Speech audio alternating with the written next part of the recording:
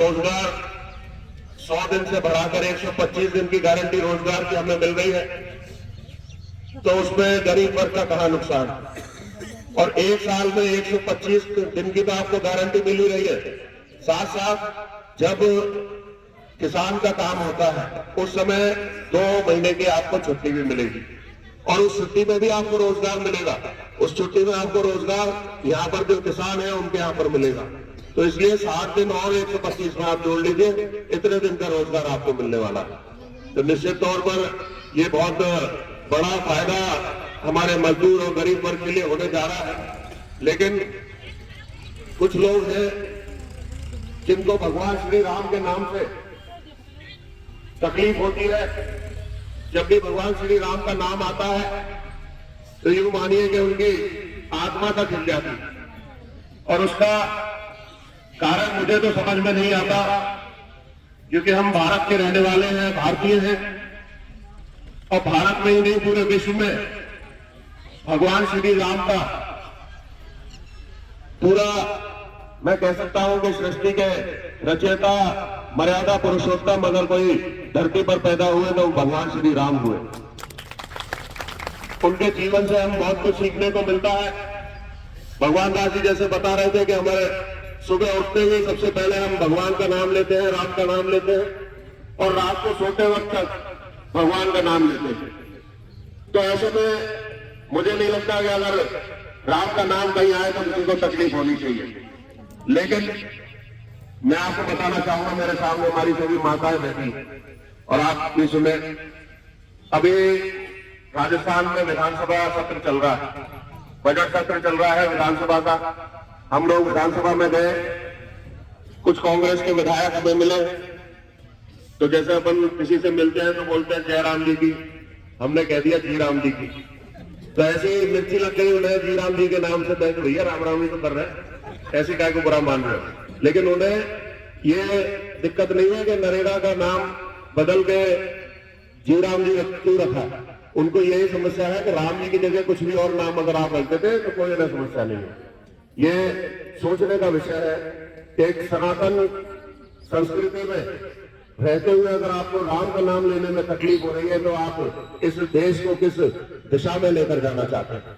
अभी हाल ही में SIR हमारे राजस्थान में हो रही थी, राजस्थान का पूरे देश में कई प्रदेशों में SIR चल रही थी, जिसमें वोटर लिस्ट में नाम घटाने और बढ़ाने का काम उसमें हुआ था।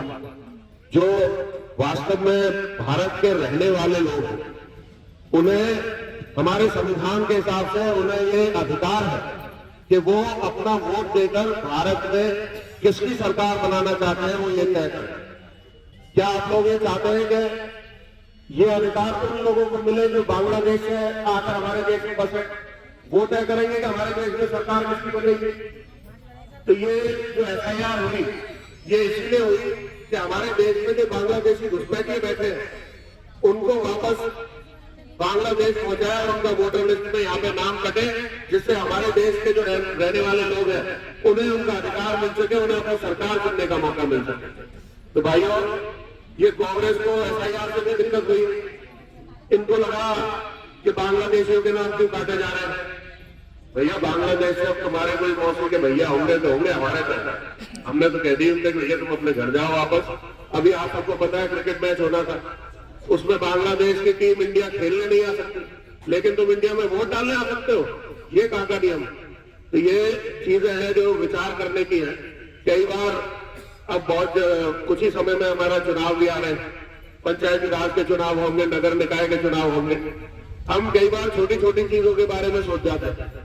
हम सोचते हैं बीजेपी के सिंबल पे कोई आदमी खड़ा है, हम सोचेंगे कि ये आदमी बढ़िया नहीं है, इसको वोट नहीं देंगे।